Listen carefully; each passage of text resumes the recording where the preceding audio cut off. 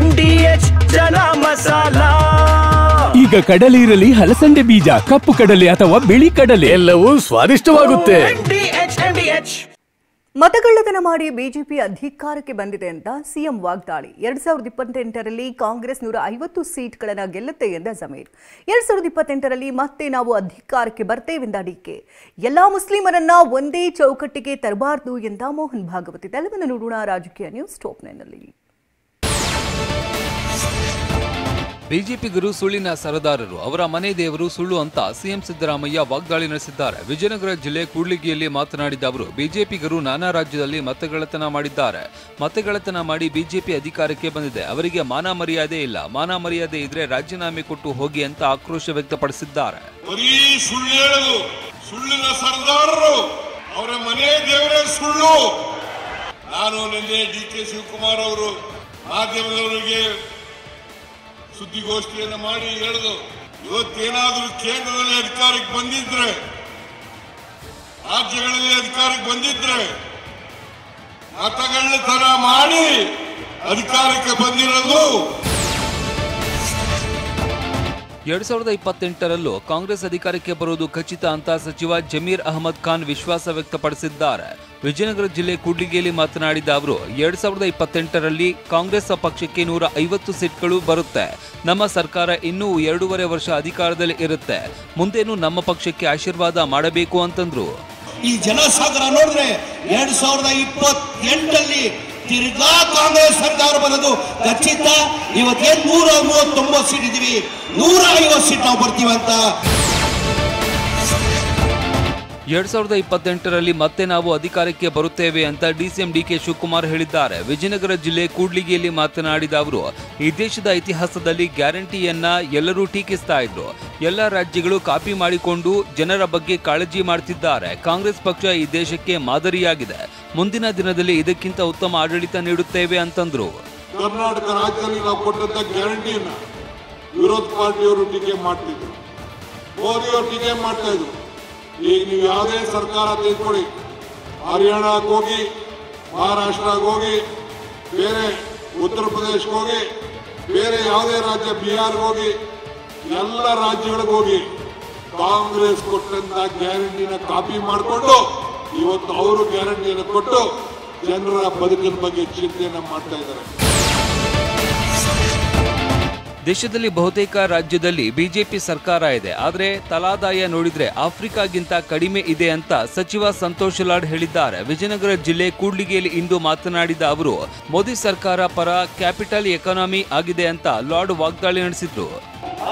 ಮನುಷ್ಯನ ಆದಾಯ ವರ್ಷಕ್ಕೆ ಎಷ್ಟಿದೆ ಅಂತ ಹೇಳಿ ನಾವು ಯೋಚನೆ ಮಾಡಿ ನೋಡಿದ್ರೆ, ಇವತ್ತು ನಾವು ಆಫ್ರಿಕನ್ ಕಂಟ್ರಿ ಇರ್ತಕ್ಕಂಥ ಏನು ಆಫ್ರಿಕಾ ದೇಶಗಳ ಬಗ್ಗೆ ನಾವು ಮಾತನಾಡ್ತೀವಿ, ಅದಕ್ಕಿಂತ ಕಮ್ಮಿಯಾಗಿ ನಾವು ವರ್ಷದಲ್ಲಿ ಆದಾಯ ಇದೆ. ಎಲ್ಲ ಮುಸ್ಲಿಮರನ್ನ ಒಂದೇ ಚೌಕಟ್ಟಿಗೆ ತರಬಾರದು ಅಂತ RSS ಮುಖ್ಯಸ್ಥ ಮೋಹನ್ ಭಾಗವತ್ ಹೇಳಿದ್ದಾರೆ. ಬೆಂಗಳೂರಲ್ಲಿ ಮಾತನಾಡಿದ ಅವರು, ಮುಸ್ಲಿಮರಲ್ಲಿನೂ ಜಿಹಾದಿ, ಗಜ್ವಾ ಲವ್ ಜಿಹಾದ್ ಹೀಗೆ ದೊಡ್ಡ ವರ್ಗ ಇದೆ ಅನ್ನಬಹುದು. ಅದನ್ನೆಲ್ಲ ತಿರಸ್ಕರಿಸುವ ಮುಸ್ಲಿಮರು ಇದ್ದಾರೆ ಅಂತ ವಾಗ್ದಾಳಿ ನಡೆಸಿದ್ರು. He is led astray by someone outside due to some petty attractions. How foolish he is. We have kept him foolish. We have not enlightened him. That is our lack.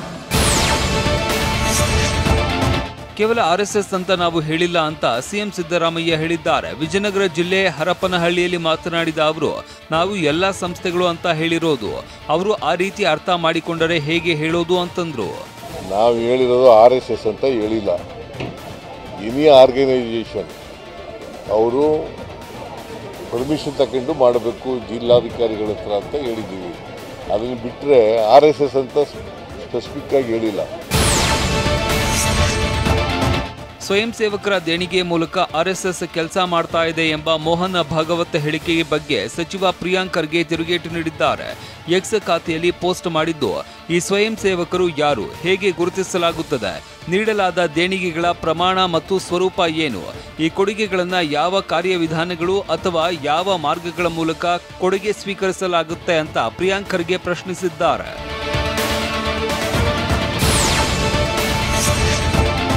Mister Pralhad Joshi MSP ನಿಗದಿ ಮಾಡುವುದು ಕೇಂದ್ರ ಅಂತ CM Siddaramaiah ವಾಗ್ದಾಳಿ ನಡೆಸಿದ್ದಾರೆ. ವಿಜಯನಗರ ಜಿಲ್ಲೆ ಕೂಡ್ಲಿಗಿಯಲ್ಲಿ ಮಾತನಾಡಿದ ಅವರು, ಕೇಂದ್ರ ಸರ್ಕಾರ ಎಥೆನಾಲ್ ಹಂಚಿಕೆ ಮಾಡೋದು ಅಂತಂದ್ರು.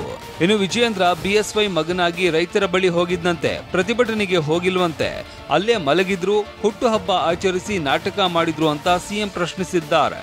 ಈ ಎಂಎಸ್ಪಿ ನಿಗದಿ ಮಾಡೋರು ಯಾರ್ರಿ? ಎಫ್ಆರ್ಪಿ ನಿಗದಿ ಮಾಡೋದು ಕೇಂದ್ರ ಸರ್ಕಾರ. ಎಥನಾಲ್ ಹಂಚಿಕೆ ಮಾಡೋರು ಯಾರು? ಕೇಂದ್ರ ಸರ್ಕಾರ.